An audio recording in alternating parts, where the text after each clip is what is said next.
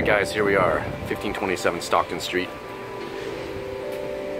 Going inside to visit Dave Smith Instruments. Let's check this out. Wait for the elevator, of course. Dave Smith Instruments, floor 3.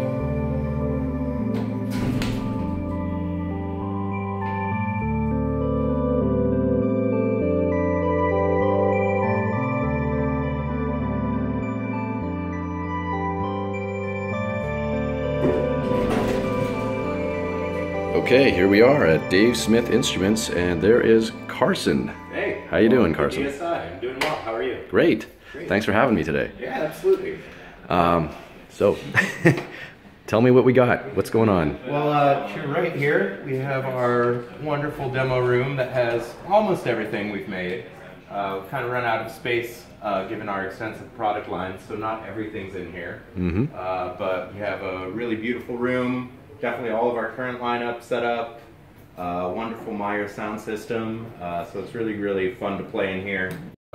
Sometimes when we have time, we like to stay a little late and just do some jams in here. So we have the Evolver line. This is the first line of synthesizers that came back when Dave came back to do DSI. He started with the Evolver desktop, which we have one of over here. That was the first guy about 15 years ago now.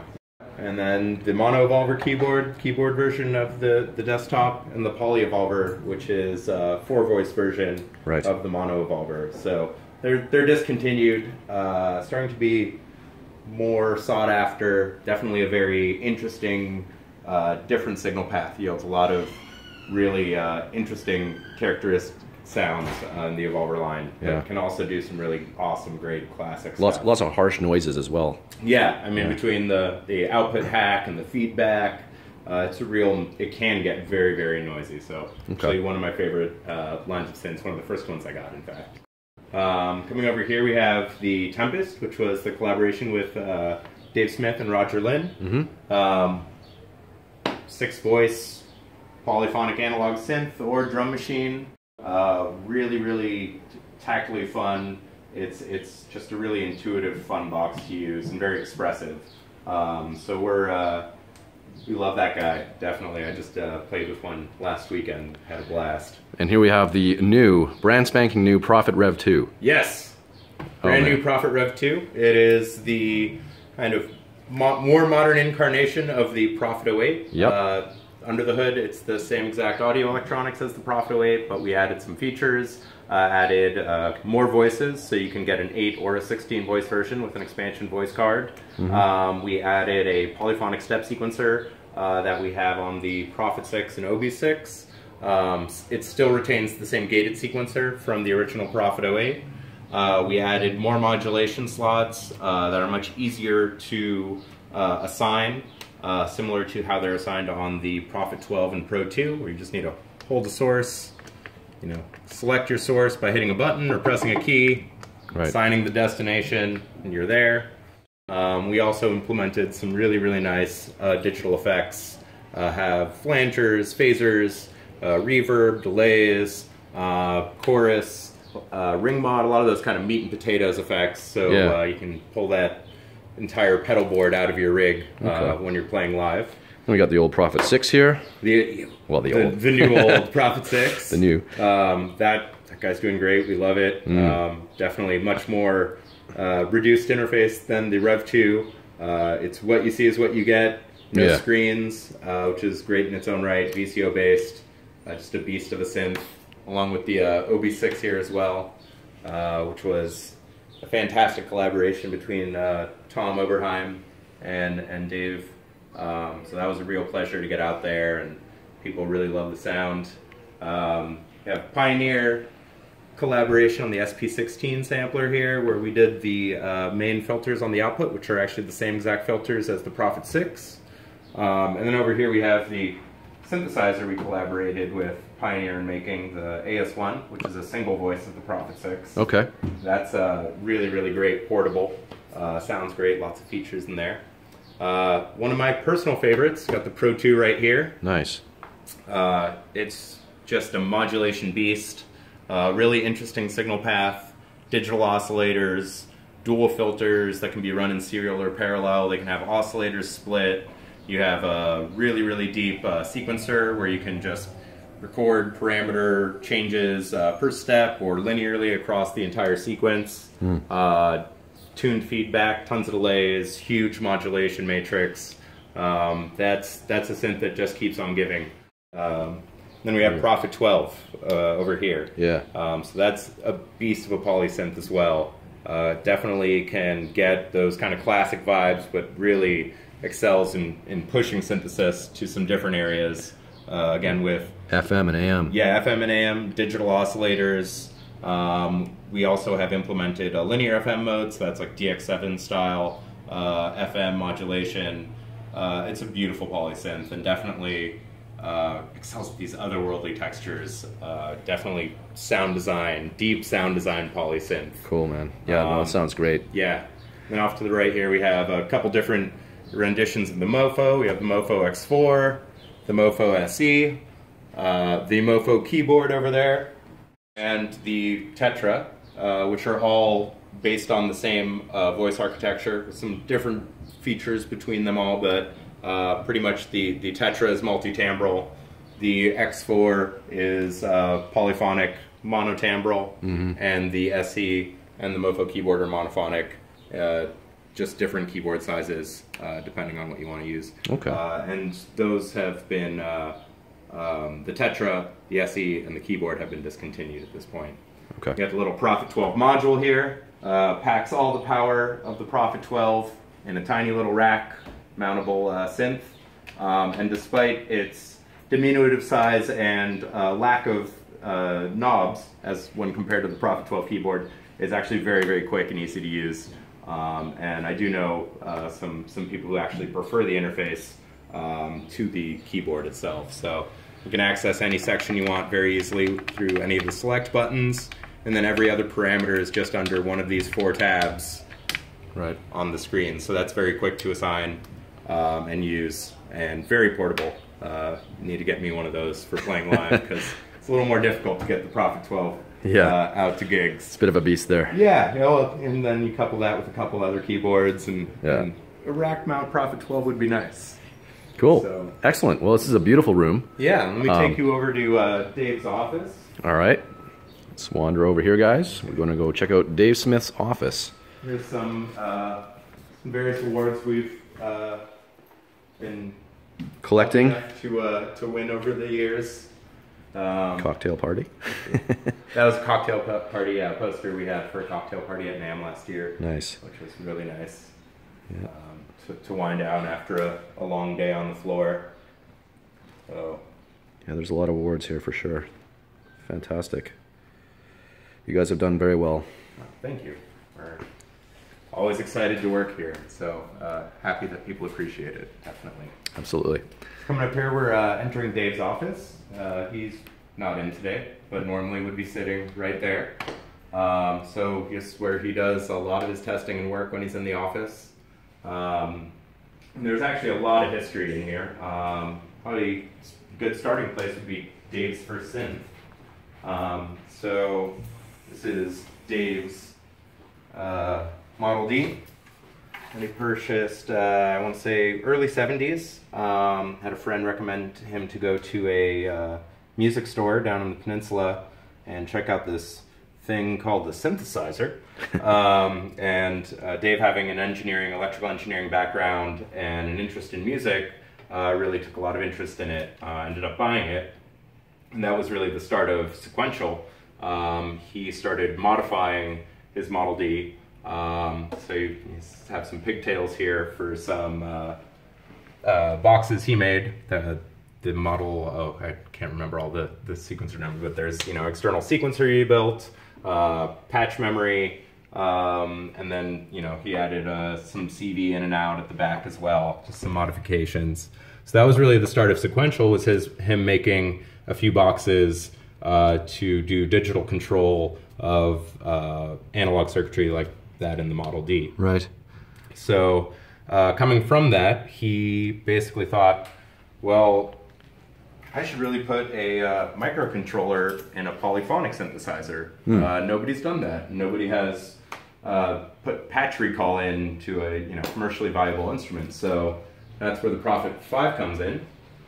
This is is this the first Prophet 5 or? This is the very last Prophet 5. So it's a Rev 3. This is the last one off the assembly line. Wow. And yeah, it was a beautiful, beautiful instrument. Very, interesting to hear about stories. Back in the day, the company was quite big. There was about, I want to say 180 employees, because they did all manufacturing and assembly in-house. Right now we're a much smaller team. We're only 14 people, but we have a contract manufacturer within San Francisco that does everything. So they handle all the assembly. We don't need to do that in-house. But here in the office, we do all the design, support, repairs here. Right. So yeah, that's a beautiful Prophet 5. Unfortunately, the last off the assembly line, but a beautiful instrument. Oh yeah, they have a legendary history. Yes, of course. Some lesser known sequential items actually back here, which are behind this Prophet 6, is the Sequential Pro FX. So this was actually a little bit ahead of its time. It was a modular effects rack. So you could load in different modules. This one has a digital delay, phase shifter, and then a reverb and 2 spring tanks here with the reverb tanks. And what's very interesting about this, at the time, you were able to, you could save presets for the effects, and you could actually morph between those presets. Unfortunately, it didn't do as well as expected. Again, I believe it was just a little bit ahead of its time, but that's an excellent box and very rare. You don't see many of those around anymore. Okay. We also have some different incarnations of the 5 over here. So here's the Prophet 10. This is basically just 2 stacked Prophet 5s. That's huge, eh? Massive Just synthesizer. huge. I can only imagine having to gig with one of these back in the day. You need a couple people to carry it for sure. Yeah. And also had a micro cassette input right here, so you could save patches. Oh, look at that. On a little cassette. That's how you would load patches into it. Wow. You can see the interface for here, so you could save to tape or load from tape. So it was quite interesting, and I guess you could probably do sequences on that as well. That was advanced technology at the time. Very advanced. And then under the hood here, you can kind of see oh wow, look at this. old electronics. Jeez. Yeah, it's a beast. And they used to hand screen, do the art for the PCBs in-house on a big light desk, and just literally draw all the traces by hand, and then make screens for that to actually burn into the PCBs in-house. Wow. And there's all sorts of fun little art around here too that was added by some of the people who were working on them. Like there's a nice little pattern, there's a butterfly down here, some sort of deity head, and Wow, this is incredible. something that's unrecognizable at this point. There's another one right there. Oh yeah. So we're happy with the modern technology that we don't necessarily have to deal with this level of internal componentry and disassembly for repairs. Right. Would be a real pain. But it's a beautiful instrument, definitely amazing testament to what they were doing at Sequential. We also have the T8 over here. So this is like an 8-voice Prophet 5. Big thing about this guy is the piano action keybed, and it actually also has polyphonic aftertouch. Oh wow! And like the CS80. Yeah, and it would take the polyphonic. It's using an optical sensor to detect key on and off. And one of our current employees who used to work at Sequential calibrated these day in and day out, and it would take, I believe up to a day sometimes to calibrate a single keybed for the T8. Wow. So it's a beautiful keybed, another big heavy thing. What's this golden knob? That was, I believe... Is that the super knob? It's the release in this case, but I believe it was, I want to say a gift from Moog at some point through the year. They may have sent a package today, if I recall correctly. It's from Moog. Okay, all right. And we thought, hey, that looks good there. It's missing a knob cap, so there's the big gold knob. Maybe Cool. it should be on master volume or something like that. Yeah. But, you know, it gives a little flair. And then we have a split multi-track here. This is in a split 8. And I'm actually, I haven't played with this one very much or looked into it, so I'm not going to talk about it very much. All right, fair enough. You know, old sequential stuff. Yep. A little later on in the 80s, as you can tell by the teal color scheme and Yeah. buttons. It's got that 80s look to it. Totally. So. And then there's the nice booze collection we got here. Yes, specifically tequila. Dave enjoys tequila, and you know has a collection. Some of them are from himself. He bought them, and others are gifts from various people as they come to the office. So you know, very it's nice. nice. I've gained an appreciation for tequila working here. Never Right. had one before because I thought Cuervo and Salzo was all it was.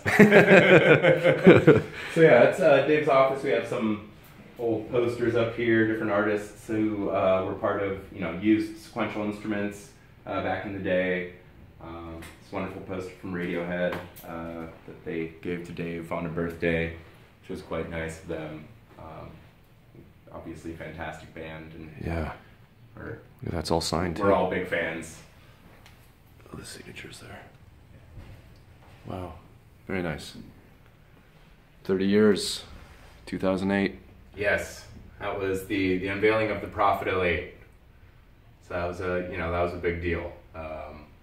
Dave really coming back. He did the Polyvolver keyboard, and then that was the next big Poly he introduced. And there's some big names on there as well. Profit people. Lots of great people. Lots of great music. Totally. Oh, this is amazing, guys. All right. Well, thank you very much for this tour of Dave's man cave, Yes, as they absolutely. say. And I can give you a little walk through the rest of the office, or half of it. Half of it. We always have some secret things on tap you can't talk about or show. Understandable. But here, up front here, we're doing, we have all the product specialists, so we do a lot of repairs, we do technical support. Coworker is actually out on vacation right now, so there's usually somebody here. And actually the office tends to be pretty quiet. We're only 14 people, including Dave, and we're not all in the office all at the same time. So it's Friday, Yeah, quietish day. of course.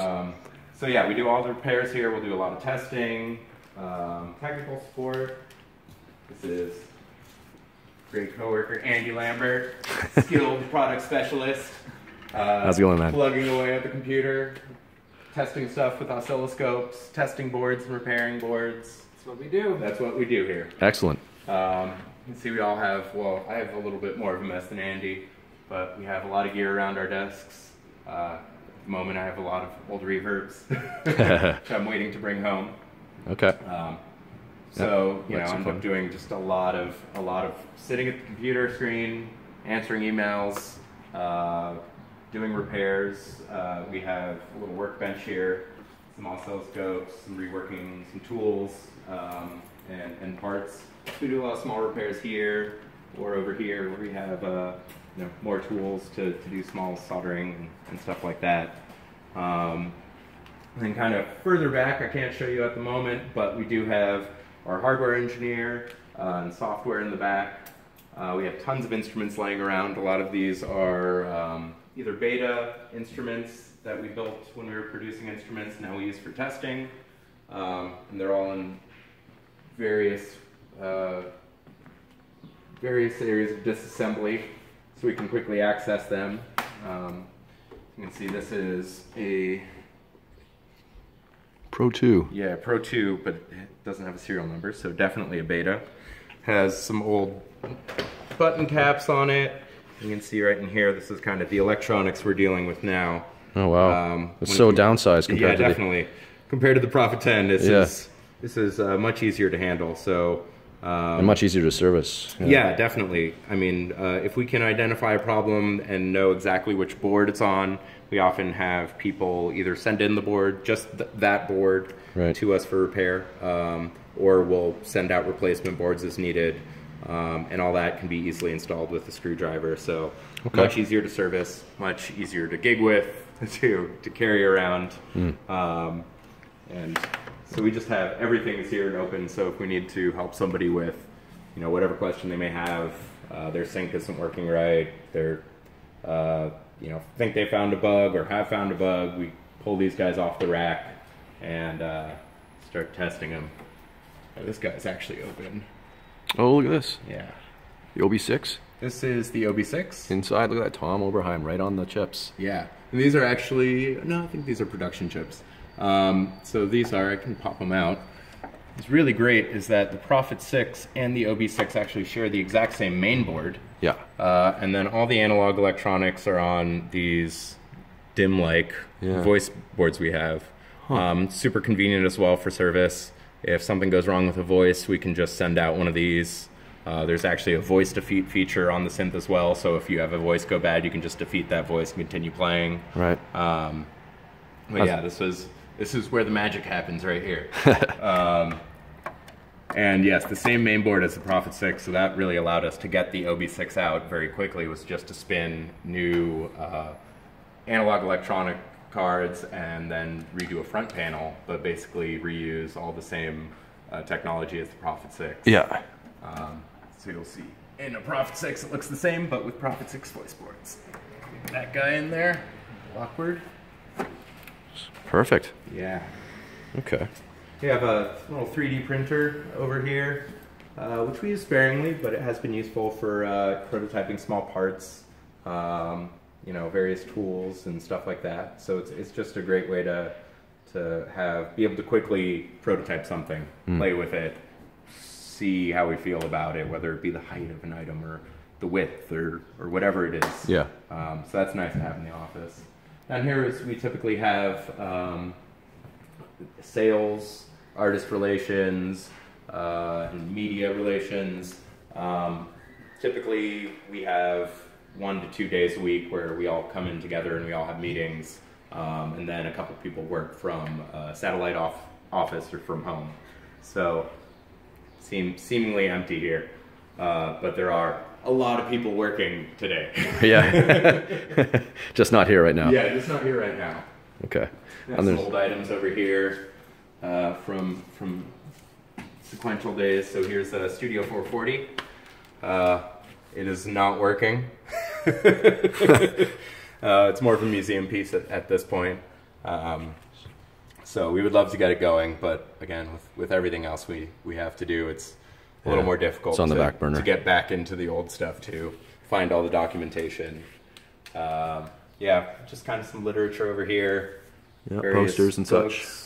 And what's this one here? We got another Prophet 12? Another Prophet 12, yeah. Just in the cubby hole. Some old sequential posters. That's actually, yeah, that's an Evolver prototype, I believe. Oh, really? Yeah. Look at that. So there's one in Dave's office, and it just says Noise on it, because that was maybe going to be the name at one point. Right. Just Noise. Look at this poster. Is that supposed to be Dave? No, that is the Prophet. He was the wizard. So you'll see him. It's actually the same individual here. Okay. And actually right over there is another poster of him that's a little bit more well known. But it was the Prophet. He was the logo of everybody. Got an old Korg up here. Yeah, it's a Korg MS-20 controller. I believe Korg gave that to Dave. Dave worked with Korg. Right. He started Korg R&D. And we have some more awards over here. Awards and nominations. Yeah. Not going to complain about that. Absolutely not. Okay. Yeah. That's amazing, man. This is, and then of course, last but not least, we have these beautiful shot glasses. Oh yeah, absolutely. We have, we like to make shot glasses for basically every product release we do. So we have a whole selection here. Feel free to grab one or two that you would like. Check it out. We've got the Evolver. This is the Mopho here. The Tetra. What's this one here? Tempest. Prophet 12. Pro 2. Prophet 6. OB6. And Rev 2 now. And what's this one? That was for our cocktail party. Oh, the cocktail party. The cocktail party one. There we Can't go. have a cocktail party without a branded shot glass. Very nice. All right, well, it sounds like you guys are cracking the brews already, so that's probably my cue to Oh, it's water. mosey on. Oh. Soon to be brews, but yeah. just having a drink. Just fizzy juice. Okay. So. Cool, man. Well, thank you very much for having me. I really appreciate it. I'm really amazed by all the history and the gear and everything you guys are doing. So this is really fantastic. We love it. It's a great group of people. So we love working for Dave and working together. Perfect. All right, Carson. Good to see you again. Bye, Dave. Thanks, man. Cheers. All right, guys. That'll wrap up this studio tour for today, and we'll see you next time. Thanks for watching.